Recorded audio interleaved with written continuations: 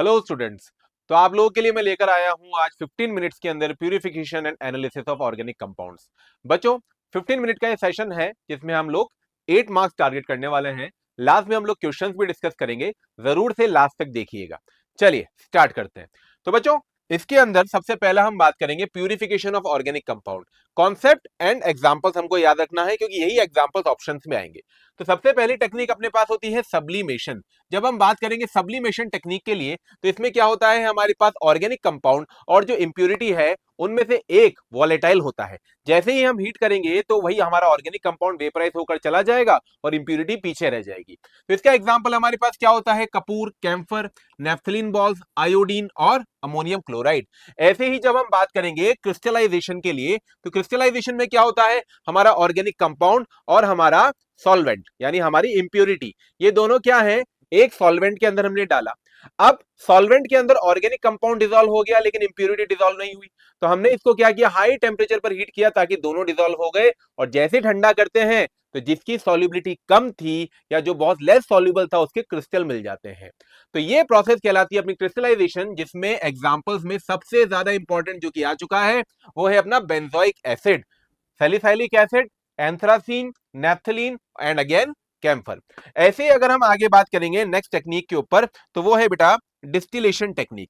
देखिए, boiling point के difference के बेसिस पर जब हम बात करते हैं तो वो टेक्निक कहलाती है डिस्टिलेशन टेक्निक। अगर बहुत ज्यादा वास्ट डिफरेंस होगा तो हम क्या लगाएंगे, डिस्टिलेशन। जैसे क्लोरोफॉर्म और एनिलीन, क्लोरोफॉर्म का बॉइलिंग पॉइंट होता है 61 डिग्री सेल्सियस और एनिलीन का 150 डिग्री सेल्सियस से भी ऊपर होता है, यानी इन दोनों के बॉइलिंग पॉइंट में बहुत ज्यादा डिफरेंस है। तो इनके ऊपर हम कौन सी टेक्निक लगाएंगे बच्चों, डिस्टिलेशन टेक्निक लगाएंगे। मूविंग ऑन, आगे जब हम बात करेंगे तो डिस्टिलेशन का ही सब पार्ट होता है फ्रैक्शनल डिस्टिलेशन। ये हमको कब लगाना है, जब बॉइलिंग पॉइंट में डिफरेंस बहुत कम हो, वेरी लो हो, ज्यादा डिफरेंस ना हो। तो इसके लिए सबसे बेस्ट हमारे पास होता है जब ऑयल रिफाइनरीज में से हम क्रूड ऑयल से पेट्रोल, डीजल ये सब अलग अलग करते हैं तो इनके बॉइलिंग पॉइंट में डिफरेंस क्या होता है, बहुत कम होता है। उस वाली जगह पर हम फ्रैक्शनल डिस्टिलेशन लगाते हैं क्योंकि इसमें डिस्टिलेशन प्रोसेस में टेम्परेचर चेंज धीरे धीरे धीरे धीरे होता है बच्चों। तो इसके बेस्ट एग्जांपल्स हैं ऑयल रिफाइनरीज में क्रूड ऑयल, केमिकल प्लांट्स में पैराफिन वैक्स अगर आपको बनाना है, गैसोलीन बनाना है, डीजल बनाना है, तो ये हमारे पास काम में आता है। चलिए नेक्स्ट बात करते हैं डिस्टिलेशन अंडर रिड्यूस्ड प्रेशर या वैक्यूम डिस्टिलेशन। बच्चों, हम लोग सॉल्यूशन चैप्टर में पढ़ते हैं कि जितना ज्यादा एक्सटर्नल प्रेशर होगा उतना ही ज्यादा लिक्विड का बॉइलिंग पॉइंट होगा। अब अगर हम एक्सटर्नल प्रेशर कम कर देंगे तो बॉइलिंग पॉइंट भी कम हो जाएगा। तो वैक्यूम डिस्टिलेशन टेक्निक उनके ऊपर लगाया जाता है जिनका बॉइलिंग पॉइंट बहुत ज्यादा है। तो उनको जब हम वैक्यूम में हीट करते हैं तो उनका बॉइलिंग पॉइंट क्या होता है, काफी लो आ जाता है।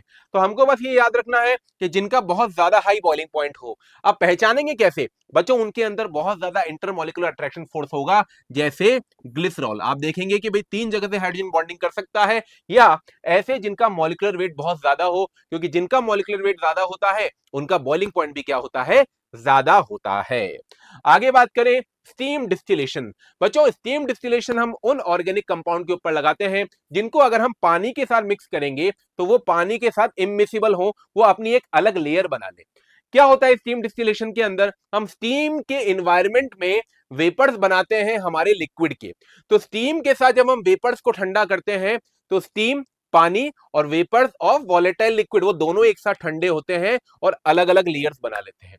मोर ओवर, हमको एग्जाम में क्या सर्च करना है, ऐसे मॉलिक्यूल्स को हमको टिक करना है जिनका अपने पास क्या होगा बेटा, बॉइलिंग पॉइंट बहुत कम होगा। तो जिनका वेरी लो बॉइलिंग पॉइंट हो वही इसके अंदर आएंगे, या जिनका अंदर इंट्रामोलिकुलर, इंटर नहीं बोल रहा हूं, इंट्रामोलिकुलर हाइड्रोजन बॉन्डिंग हो, केवल वही काम में आएंगे। तो जैसे एनिलीन हो गया, ऑर्थोनाइट्रोफिनॉल और पैरानाइट्रोफिनॉल में पैरानाइट्रोफिनॉल इंटरमोलिकुलर हाइड्रोजन बॉन्डिंग करता है, वहीं ऑर्थोनाइट्रोफिनॉल इंट्रामोलिकुलर करता है, इसलिए इसको हमने सेलेक्ट किया है। टर्पेंटाइन ऑयल, सैलिसाइलिक एसिड, इसमें भी देखेंगे तो इंट्रामोलिकुलर हाइड्रोजन बॉन्डिंग है बच्चों। ओके, चलिए आगे बात करते हैं इसी तरह से डिफरेंशियल एक्सट्रैक्शन। डिफरेंशियल एक्सट्रैक्शन में हमारा तरीका क्या होता है कि हमने कोई भी ऑर्गेनिक कंपाउंड लिया जो कि पहले पानी के साथ सॉल्यूबल था, लेकिन ये ऑर्गेनिक कंपाउंड है, कोवलेंट है। अगर हम इन दोनों के मिक्सचर को किसी ऑर्गेनिक सॉल्वेंट में मिक्स करें और हिलाएं सॉल्वेंट को, तो ऑर्गेनिक कंपाउंड ज्यादा सॉल्यूबल किसके साथ होगा, इस सॉल्वेंट के साथ होगा। तो ये तो इस सॉल्वेंट में घुल जाएगा और ये एक्वस मीडियम अलग हो जाएगा। तो इस तरह से ऑर्गेनिक कंपाउंड इसके अंदर आ गया जिसको हम क्रिस्टलाइजेशन या डिस्टिलेशन टेक्निक से अलग अलग कर सकते हैं। तो ये है भाई हमारे पास सॉल्युबिलिटी के बेसिस पर। अगर पूछा जाए डिफरेंशियल एक्सट्रैक्शन में प्राइम हमारे पास क्या है, सॉल्युबिलिटी के बेसिस पर। अब बात करते हैं बच्चों सबसे फेमस क्रोमेटोग्राफी।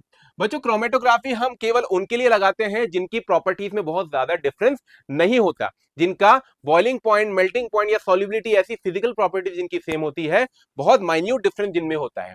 तो जैसे डायस्टीरियोमर्स हुए उनके लिए हम लगाते हैं, जैसे रेसिमिक मिक्सचर्स हो गए डेक्स्ट्रोलेवो वाले उनके लिए हम लगाते हैं, जिनकी लगभग लगभग सिमिलर प्रॉपर्टीज हैं, ऐसे मिक्सचर्स के लिए हम लोग क्या लगाते हैं, क्रोमेटोग्राफी। अब क्रोमेटोग्राफी में सबसे पहला होता है बच्चों कॉलम क्रोमेटोग्राफी, जिसके अंदर इस तरह का अरेंजमेंट होता है। बच्चों ऊपर से हमने क्या किया है, सबसे पहले हमने फिल किया होगा ये वाला पार्ट। इस वाले पार्ट के अंदर हमने क्या डाला है बच्चों, एक एडसॉर्बेंट डाला है जिसको हम बोलते हैं स्टेशनरी फेज। क्वेश्चन ये बनता है कि स्टेशनरी फेज कौन होगा, तो वो भी मैंने इंक्लूड किया हुआ है। स्टेशनरी फेज जो होता है बच्चों अपना, वो होता है सिलिका जेल एंड एल्यूमिना। ये स्टेशनरी फेज होता है जो कि रुका रहता है। इसके ऊपर हम क्या करते हैं, वो मिक्सचर डालते हैं ऑर्गेनिक कंपाउंड्स का, ये ऑरेंज वाला पार्ट, और उसके ऊपर हम डालते हैं मोबाइल फेज। ये मोबाइल फेज क्या होगा, धीरे धीरे नीचे बहेगा, अपने साथ ये ऑर्गेनिक कंपाउंड्स को लेगा और इसमें बहता हुआ नीचे जाएगा। अब जो ऑर्गेनिक कंपाउंड का मॉलिक्यूलर साइज बहुत बड़ा होगा वो पीछे रह जाता है, और जिसका मॉलिक्यूलर साइज बहुत छोटा होता है वो मोबाइल फेज के साथ नीचे तक आ जाता है। तो बेटा जब हम यहां से नॉब खोलेंगे तो हमारे पास लेट से ये सी और हमारा एडसॉर्बेंट निकल गया। तो जो हमारा एडसॉर्बेंट था स्टेशनरी फेज, और ये जो सी निकला, इन दोनों के मिक्सचर को हम लोग क्या बोलते हैं बच्चों, इल्यूएट बोलते हैं, है ना। तो इल्यूएट हमारे पास ये जो पार्टिकल्स अलग अलग हो गए हैं इनको हम लोग क्या बोलेंगे, इल्यूएट बोलेंगे। टर्म्स याद रखिएगा। ऐसे ही हम आगे बात करें थिन लेयर क्रोमेटोग्राफी के बारे में, तो थिन लेयर क्रोमेटोग्राफी में क्या होता है, सेम टेक्निक होती है लेकिन उसमें हम ऊपर से नीचे नहीं, नीचे से ऊपर मूवमेंट करवाते हैं। क्या होता है बेटा, यहां पर हम ये एक इस तरह की प्लेट रखते हैं, जैसे हमारा ब्लड सैंपल लेते हैं उस तरह की एक प्लेट होती है, और इस प्लेट के ऊपर हम एक खास तरह का मटेरियल लगाते हैं जिसको हम क्या बोलते हैं, एडसॉर्बेंट। एडसॉर्बेंट क्या होगा, वही होगा बच्चों silica gel and alumina gel.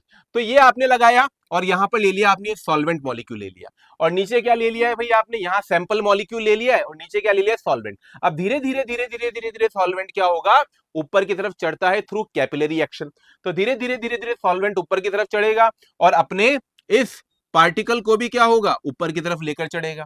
तो हमारा पार्टिकल अपनी पुरानी पोजीशन से कितना ऊपर ट्रेवल कर गया, मान लेते हैं कि पार्टिकल जहां पर था वो जीरो लाइन था और वो ट्रेवल कर गया कहां तक, एक्स डिस्टेंस तक, और हमारा जो लिक्विड था, जो सॉल्वेंट था, वो ट्रेवल कर गया कहां तक, वाई डिस्टेंस तक। तो बच्चों ये एक्स अपॉन वाई यानी पार्टिकल कितना ट्रेवल किया और मोबाइल फेज सॉल्वेंट कितना ट्रेवल किया अपॉन वाई, ये क्या कहलाता है, हमारा रिटार्डेशन फैक्टर। तो बच्चों ये हमारी टेक्निक से सारे कौन से, ये प्यूरिफिकेशन टेक्निक से। अब बात करते हैं हम लोग क्वांटिटेटिव एंड क्वालिटेटिव एनालिसिस का। क्वालिटेटिव का मतलब होता है पता करना कौन सा एलिमेंट है, और क्वांटिटेटिव का मतलब होता है पता करना कि उसका परसेंटेज कितना है। तो जैसे सबसे ज्यादा इंपॉर्टेंट जो पूछे जाते हैं वो पूछे जाते हैं carbon, hydrogen and halogen, nitrogen. तो कार्बन हाइड्रोजन के लिए क्वालिटेटिव एनालिसिस कैसे पता करते हैं, हम इसको क्यूप्रिक ऑक्साइड Cu+2O के साथ हीट करते हैं तो CO2 और H2O बनता है। अब दोनों कलरलेस गैसेस होती हैं, दोनों ओडरलेस गैसेस होती हैं। तो CO2 को जब हम कैल्शियम हाइड्रोक्साइड से निकालते हैं तो बेटा लाइम वाटर मिल्की टर्बिडिटी अपने पास आ जाता है, व्हाइट टर्बिडिटी, जिससे पता लगता है कि हमको CO2 था, जिससे पता लगा कार्बन था। ऐसे ही बच्चों H2O की अगर हम रिएक्शन करवाएंगे, कॉपर सल्फेट से पास करवाएंगे, तो सॉल्यूशन का कलर कैसा हो जाता है, ब्लू कलर, जिससे हमको हाइड्रोजन का प्रेजेंस लगा, और हाइड्रोजन के प्रेजेंस से हमको ऑर्गेनिक कंपाउंड में हाइड्रोजन का पता लगेगा। ऐसे ही जब बात करें क्वांटिटेटिव एनालिसिस के बारे में, तो इस मेथड को बच्चों हम लोग बोलते हैं लिबिक मेथड। ध्यान रखिए क्वांटिटेटिव एनालिसिस यानी कैलकुलेशन की बात कर रहा हूं। हमने इसको CuO के साथ हीट किया था हमारे ऑर्गेनिक कंपाउंड को, CuO के साथ हीट करने पर क्या बना था, CO2 एंड H2O। अब बच्चों इस CO2 को एब्जॉर्ब कौन करता है, KOH। बच्चों KOH जब CO2 को एब्जॉर्ब करेगा तो KOH का कुछ ना कुछ मास तो बढ़ेगा। हमने मान लिया कि इसका जो मास बढ़ा वो A ग्राम बढ़ा, ओके। ऐसे ही जो H2O होता है CaCl2 उसको एब्जॉर्ब करता है, तो जैसे CaCl2 H2O को एब्जॉर्ब करेगा CaCl2 का भी मास बढ़ेगा बच्चों। यानी मैंने यहां से कहा कि इसका भी मास बढ़ा, लेट्स से B ग्राम। अब बेटा यहां पर जो मास बढ़ा वो किसकी वजह से बढ़ा, वो कार्बन डाइऑक्साइड की वजह से, और यहां पर जो मास बढ़ा वो किसकी वजह से बढ़ा, H2O की वजह से। तो डायरेक्टली अपना फॉर्मूला अभी हमको लर्न करना है। अपना परसेंटेज कार्बन का फॉर्मूला क्या होगा, 12A 44 into mass of organic compound W into 100। और परसेंटेज ऑफ हाइड्रोजन का फॉर्मूला क्या होगा, शॉर्ट नोट्स बना लीजिएगा, 2A 18 into W into 100। W यहां पर क्या है, हमारे ऑर्गेनिक कंपाउंड का मास है। न्यूमेरिकल हम लोग देखेंगे बच्चों। अब बात करते हैं हेलोजेंस के बारे में कि हेलोजेंस का क्वालिटेटिव एनालिसिस कैसे करते हैं। तो दो टेस्ट होते हैं, पहला होता है बेल्स्टीन टेस्ट, दूसरा होता है AgNO3 के साथ रिएक्शन। बेल्स्टीन टेस्ट में हम पता करते हैं हेलोजन का, हेलोजन की फ्लेम के जरिए हम हेलोजन को जलाते हैं और by the colour of flame हम पता करते हैं कि कौन सा हेलोजन होगा। वहीं हम बात करते हैं जब रिएक्शन विद AgNO3, तो बच्चों AgNO3 की रिएक्शन करवाया, मान लीजिए अल्काइल क्लोराइड के साथ, ब्रोमाइड के साथ, आयोडाइड के साथ, तो यहां से क्लोरीन जाएगा, Ag जाएगा, AgCl। AgCl अगर मिल रहा है तो व्हाइट पीपीटी, अगर येलो पेल येलो पीपीटी मिल रहा है तो किसका होगा, AgBr का, और येलो पीपीटी मिल रहा है बच्चों तो किसका होगा, AgI का। ऐसे ही अगर हम आगे बात करें तो क्वांटिटेटिव एनालिसिस में जो हेलोजेंस के लिए आता है, फास्फोरस के लिए आता है, सल्फर के लिए आता है, उसको हम क्या बोलते हैं, कैरियस मेथड। सबसे ज्यादा इंपॉर्टेंट कौन सा होता है बच्चों, हेलोजन का। तो चलिए डिस्कस करते हैं। तो जैसे हमारा ऑर्गेनिक कंपाउंड था RX, ये X हमारा हेलोजन है, AgNO3 के साथ रिएक्शन किया और जैसे रिएक्शन करेगा यहां से Ag और Cl मान लेते हैं निकल गया, AgCl निकल गया या AgBr निकल गया या AgI निकल गया। तो अगर AgCl निकला तो हम क्लोरीन का परसेंटेज का फॉर्मूला ध्यान से देखें। न्यूमरेटर में क्या आ रहा है बेटा, क्लोरीन का मोलर मास, डिनोमिनेटर में क्या आ रहा है बच्चों, AgCl का मोलर मास। इनटू में कितना AgCl का मास मिला, A अपॉन में ऑर्गेनिक कंपाउंड का मास W इंटू 100।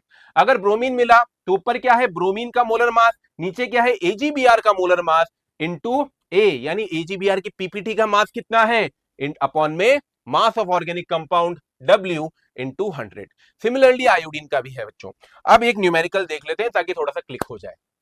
क्वेश्चन में क्या बोल रहा है, 0.15 gram of an organic compound. तो बच्चों स्मॉल w हमारा क्या है, 0.15 ग्राम। इसने हमको क्या दिया, 0.12 ग्राम ऑफ AgBr दिया, यानी AgBr का मास कितना है, 0.12 ग्राम। अब बच्चों ब्रोमीन के परसेंटेज का फॉर्मूला क्या था, 80 into A molar mass of AgBr W। तो बच्चों A क्या है, AgBr का पीपीटी का मास कितना मिला, 0.12। W क्या है, ऑर्गेनिक कंपाउंड का मास कितना मिला, 0.15। इसको जब सॉल्व करेंगे तो हमारा आंसर कितना आएगा, 34% आएगा। टाइम कम है बच्चों इसलिए पूरा सॉल्व करके लाया हूं, बाकी बहुत इजी है। यहां पर देखेंगे 0.29 हमने ऑर्गेनिक कंपाउंड लिया, इसको जब एनालाइज किया लिबिक मेथड से, लिबिक मेथड किसका होता है हमको पता है, हाइड्रोजन और ऑक्सीजन का। तो हमको मास इंक्रीमेंट मिला यूट्यूब में पोटैश बल्ब। अब पोटैश बल्ब किसका होता है, KOH का, और KOH किसको एब्जॉर्ब करता है बच्चों, कार्बन डाइऑक्साइड को। तो इन दी एंड हमने एक्सपेरिमेंट में पाया कि उसका मास कितना बढ़ गया, 0.27 ग्राम। ओके, और जो दूसरा हमारे पास था उसमें कितना मास बढ़ गया, 0.66 ग्राम। तो calculate percentage of carbon and hydrogen. तो बच्चों कार्बन का परसेंटेज निकालना है, फॉर्मूला क्या है, 12 into A 44 into W into 100। 12 A क्या है, जो हमको मास मिला किसका, CO2 का, अपॉन में 44, और W क्या है, जो मास है हमारे ऑर्गेनिक कंपाउंड का। सॉल्व करेंगे तो हमारा 100 आ जाएगा। इसी तरह से परसेंटेज ऑफ हाइड्रोजन भी निकाला है, आप लोग इसको सॉल्व कर सकते हैं बच्चों, बहुत इजी है। ऐसे ही आगे बात करें, नेक्स्ट है हमारा क्वालिटेटिव एनालिसिस फॉर नाइट्रोजन। अब बच्चों देखो नाइट्रोजन का क्वालिटेटिव एनालिसिस जो हम करते हैं वो लेसिग्ने एक्सट्रैक्ट से करते हैं। होता क्या है कि हम ऑर्गेनिक कंपाउंड को सोडियम के साथ हीट करते हैं, तो सोडियम इस ऑर्गेनिक कंपाउंड के अंदर जितना भी कार्बन और नाइट्रोजन है उसको निकालकर बन जाता है CN, और NaCN का हमको पीपीटी मिल जाता है। अब हम इस NaCN की जब पीपीटी की रिएक्शन करवाएंगे FeSO4 के साथ, तो कॉम्प्लेक्स बनता है FeCN होल ट्वाइस, और इसकी आगे रिएक्शन करवाते हैं तो सोडियम फेरोसाइनाइड नाम का हमको कॉम्प्लेक्स मिलता है। इस Na4FeCN6 की जब हम वापस से रिएक्शन करवाते हैं FeCl3 के साथ, या फिर मैं कहूं Fe+3 आयन के साथ, तो फेरी फेरोसाइनाइड नाम का कॉम्प्लेक्स बनता है, जिसका कलर क्या होता है बच्चों, प्रूशियन ब्लू। कलर याद रखना है, फॉर्मूला याद रखना है, फेरी फेरोसाइनाइड, कलर क्या बनेगा बच्चों, प्रूशियन ब्लू कलर बनेगा। ऐसे ही अगर आपको पता करना है सल्फर और नाइट्रोजन दोनों का अगर पता करना है, तो बच्चों अपने पास फिर सोडियम एक्सट्रैक्ट जो बना होगा वो क्या बना होगा, CNS। CN की जगह क्या आया होगा, CNS। ये रिएक्शन अगर हम करवाते हैं FeCl3 के साथ तो हमको मिलता है FeCl2CNS, यानी ब्लड रेड कॉम्प्लेक्स इसको बोलते हैं बच्चों, खून जैसा लाल कॉम्प्लेक्स बनता है, ब्लड रेड कॉम्प्लेक्स FeCl2CNS का। मूविंग ऑन, क्वांटिटेटिव एनालिसिस में नाइट्रोजन के क्वांटिटेटिव एनालिसिस में दो मेथड बहुत ज्यादा इंपॉर्टेंट है, that is Dumas method and Kjeldahl method. तो बच्चों ड्यूमास मेथड के अंदर हम क्या करते हैं, ऑर्गेनिक कंपाउंड को हीट करते हैं क्यूप्रिक ऑक्साइड के साथ और नाइट्रोजन हमको मिलता है और ये रिएक्शन हम करवाते हैं एसटीपी कंडीशन पर। यानी वॉल्यूम जो मिल रहा है नाइट्रोजन का वो किस पर मिल रहा है बच्चों, एसटीपी पर मिल रहा है।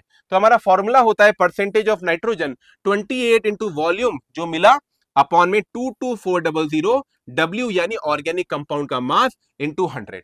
अगर एसटीपी कंडीशन ना दी गई हो तो हमको यह ध्यान रखना है कि हम P1 V1 is equals to P2 V2 लगाकर एसटीपी कंडीशन निकालें। मैं सॉल्व करके अभी बताऊंगा बच्चों, लास्ट तक देखना।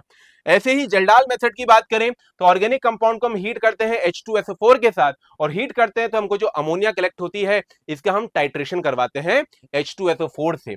तो बच्चों इसका फॉर्मूला होता है percentage nitrogen 1.4 normality of H2SO4 volume upon में W। ये नॉर्मेलिटी और ये वॉल्यूम H2SO4 का ही रखना है बच्चों, जो क्वेश्चन में दिया जाएगा, जैसे ये आपके सामने है। अब अगर आप देखेंगे तो इन estimation of nitrogen 0.35 gram of organic compound give 55 ml of N2 collected at 300 kelvin. बच्चों यहां पर वॉल्यूम दिया है नाइट्रोजन का, यानी कौन सा मेथड लगाना है, ड्यूमास मेथड लगाना है। अब आप देखिए 55 ml है और 300 केल्विन टेम्परेचर है, 715 मिलीमीटर पर मरकरी प्रेशर है, तो ये एसटीपी कंडीशन नहीं है, हमको एसटीपी कंडीशन पर चाहिए था ये वॉल्यूम 55 ml। तो पहले क्या करना पड़ेगा, P1 V1 is equals to P2 V2 लगाकर हमको निकालना पड़ेगा एसटीपी कंडीशन का वॉल्यूम। ध्यान रखिए एक्वस टेंशन दिया हुआ है 15 मिलीमीटर ऑफ मरकरी, यानी वेपर के अंदर नाइट्रोजन भी है और पानी भी है, तो प्योर नाइट्रोजन का कितना प्रेशर हो जाएगा, 715 टोटल में से 15 माइनस कर दूंगा तो ये 700 नाइट्रोजन का आ गया।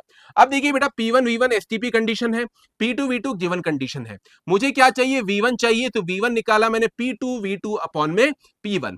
P2 मेरा कितना है 700 आया, P1 कितना है 760 यानी 180 m एसटीपी कंडीशन 760 इनटू में V2 कितना है 55 जो हमको दिया हुआ है, हमको चाहिए V1 एट एसटीपी कंडीशन, तो कितना आ जाएगा सॉल्व करने पर 46 ml। और जब हम हमारे फॉर्मूले में रखेंगे percentage nitrogen that is 28 volume 22400 into W, तो हमारा आंसर आ जाएगा। तो वॉल्यूम कितना आया 46, 22400 0.35 हमारा ऑर्गेनिक कंपाउंड हमने लिया था, इनटू 100 करेंगे तो 16.4% आएगा।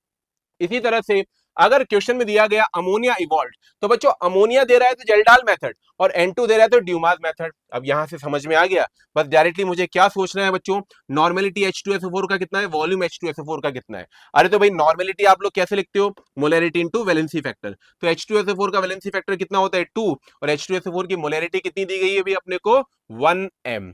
ओके तो 1 इंटू 2 2 आ जाएगा, तो हमको यहां पर जो नॉर्मेलिटी रखना है इसकी जगह क्या रखूंगा मैं 2 और वॉल्यूम की जगह क्या रखूंगा बच्चों 10 ml। जब आप इसको सॉल्व करेंगे तो आपका आंसर आएगा 37.3%। बच्चों इतना मिनिमम हमको देखकर जाना है अपने purification and quantitative qualitative analysis के लिए। और आप लोगों को अभी भी जिसका रिक्वायरमेंट है 15 मिनट एनालिसिस में, 15 मिनट शॉर्ट में जिस भी चैप्टर को रिवाइज करना है उसको कमेंट बॉक्स में डालना, बनाकर मैं लेकर आऊंगा। Thank you.